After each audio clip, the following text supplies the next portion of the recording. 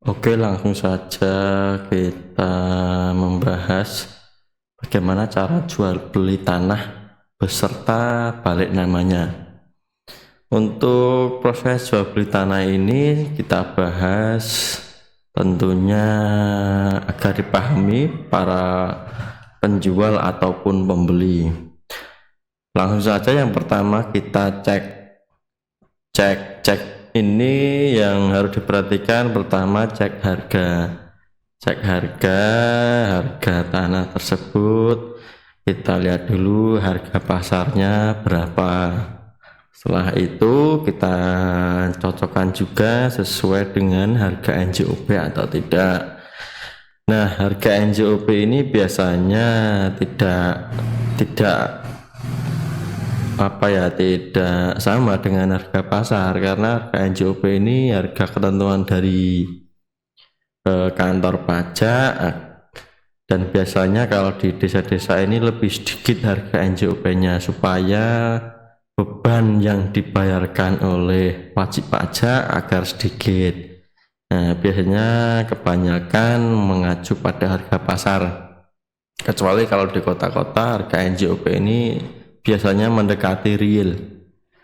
Terus yang selanjutnya harga kesepakatan di sini maksudnya tidak harus sesuai dengan harga pasar, bisa di bawahnya atau di atasnya, tergantung dari harga kesepakatan ini. Misalnya lokasi tanahnya tersebut dekat keramaian atau tidak, terus kondisi tanahnya bagaimana, rata atau banjir atau tidak, terus ada bangunannya aja atau tidak. Nah, ini harga kesepakatan harus disepakati oleh pihak penjual dan pembeli. Selanjutnya untuk pengecekan, cek luas di sini. Luasnya lihat dulu sesuai dengan sertifikat asli atau tidak.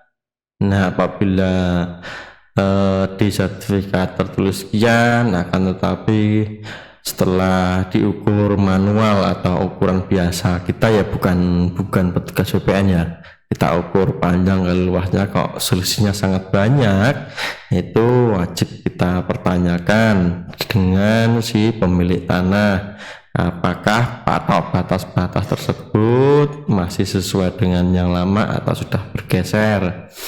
Kalau sudah itu, kalau misalnya luasnya sudah disepakati, harga transaksi tadi bisa mengacu kepada per meter harganya, atau kalau istilah Jawa itu borongan ya, global semua tanah tersebut harga berapa nanti baru disepakati. Nah, untuk misalnya kita menyesuaikan luas tanah fisik dengan di sertifikat, kita harus mengajukan pengukuran ulang ke kantor pertanahan.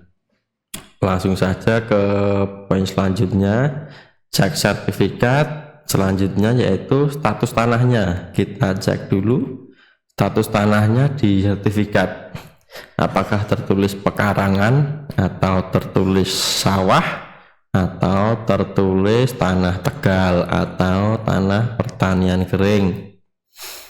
Karena sangat penting sekali agar dipahami para penjual dan pembeli, karena tanah apabila di pertengahan kampung atau desa itu tidak pasti status tanahnya pekarangan.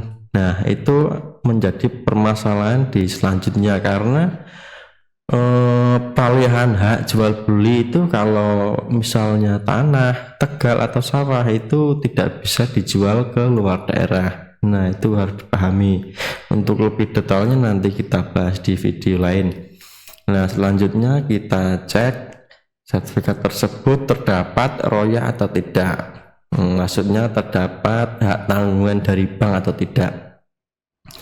Terus selanjutnya cek pemilik tanah. Cek pemilik tanah di sini adalah nama pemilik di dalam buku sertifikat, bukan yang menjual ya. Nama pemilik sertifikat. nama tersebut atau orang tersebut masih hidup atau sudah meninggal. Kalau masih hidup, nanti untuk prosesnya bisa langsung dibalik nama. Terus selanjutnya kita ketahui juga kategori harta. Kategori harta ini nama pemilik tadi itu memperoleh tanah itu dulu berasal dari warisan dari orang tuanya kah, berasal dari hibah dari siapa atau orang tua, atau berasal dari jual beli. Kalau jual belinya belum menikah itu bukan termasuk harta gonogini. Tetapi kalau harta tersebut tadi diperoleh dari jual beli dan sudah menikah, itu merupakan harta gonogini. Nah, terus selanjutnya persyaratan-persyaratan seperti biasa sertifikat asli, KTP KK para pihak. Nah, ini korelasinya di sini kalau kategori harta tadi. Nah, kalau diperoleh karena harta gonogini, maka yang dilampirkan atau yang diserahkan ke BPN nanti KTP KK suami istri, tanda tangan suami istri juga kalau harta gonogini. Apabila harta warisan cukup pemilik atas nama sertifikat saja. Terus misalnya suami istri tersebut atau pemilik nama tadi sudah meninggal, harus dilampirkan akta cerai. Apabila suami atau istri tersebut ada yang meninggal, yang menandatangani atau yang dilampirkan adalah atau yang menyetujui adalah anak-anak.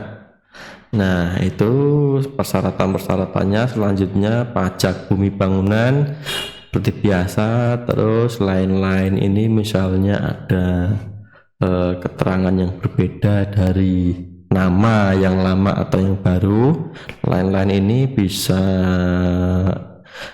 minta ke pejabat atau kelurahan setempat bahwa nama tersebut disertifikat dengan nama KTP yang sekarang adalah satu orang yang sama. Selanjutnya diproses kemana? Diprosesnya ke kantor BPN lokasi tanah. Untuk prosesnya bisa jasa atau dilakukan sendiri. Akan tetapi ini perlu digarisbawahi, kalau proses jual beli harus ada akta yang dibuat oleh pejabat pembuat akta tanah dan harus mengurus proses-proses pajak ini. Nah, saran saya kalau misalnya rekan-rekan atau teman-teman semuanya tidak cukup waktu atau gimana karena prosesnya ini sangat lama dan banyak sekali urusannya, bisa dikuasakan ke PPAT atau notaris. Untuk biayanya sendiri ini relatif ya atau tergantung ya, tetapi secara umum biaya jasa balik nama jual beli itu antara 1-2% dari harga transaksi. Misalnya contoh di sini harga tanah 1M, berarti biaya jasa ini kalau 2,5%-nya kan 25 juta. Nah, ini biasanya batas maksimalnya segini. Atau misalnya di sini harga tanah 100 juta, jasanya sekitar kurang lebih 2.500.000. Untuk biaya jasa ini ditanggung penjual atau pembeli, itu nanti tergantung kesepakatan antara penjual dan pembeli. Selanjutnya untuk biaya pajak-pajaknya, ini rumusnya sudah pasti ya. Untuk pajak penjual itu 2,5% kali harga. Jadi misalnya di sini harga 100, pajak penjualnya berarti 2,5 juta. Untuk pajak pembeli ini rumusnya harga dikurangi 60 juta, harga dikurangi 60 juta terus dikali 5%. Ini contoh, ini sudah saya beri contoh untuk biaya-biayanya. Misalnya di sini harga tanah 300 juta Jadi untuk biayanya, biaya jasa sekitar 7.500.000, untuk pajak penjual sekitar 7.500.000, untuk pajak pembeli di angka 12 juta. Totalnya kurang lebih nanti untuk balik nama jual belinya kalau harga 300 juta itu sekitar 27 juta. Untuk ini disepakati dulu antara penjual dan pembeli. Nah, biasanya untuk pajak jual dan beli ini rata-rata ya ditanggung sendiri-sendiri. Tapi kalau untuk pajak jasa ya ada yang penjual saja, ada yang pembeli, atau setengah-setengah juga bisa. Nah, karena di desa itu ada juga kalau penjual itu maunya nerima bersih. Nah,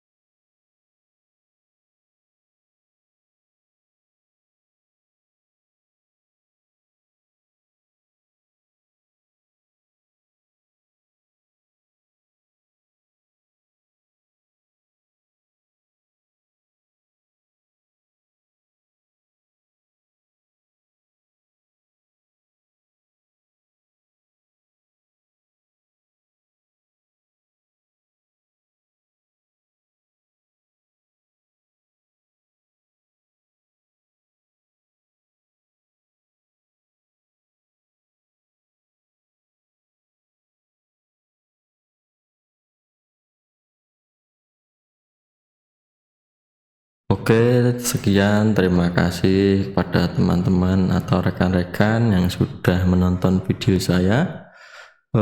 Untuk rekan-rekan yang mau bertanya, silahkan tulis di kolom komentar. Sekian, terima kasih. Assalamualaikum warahmatullahi wabarakatuh.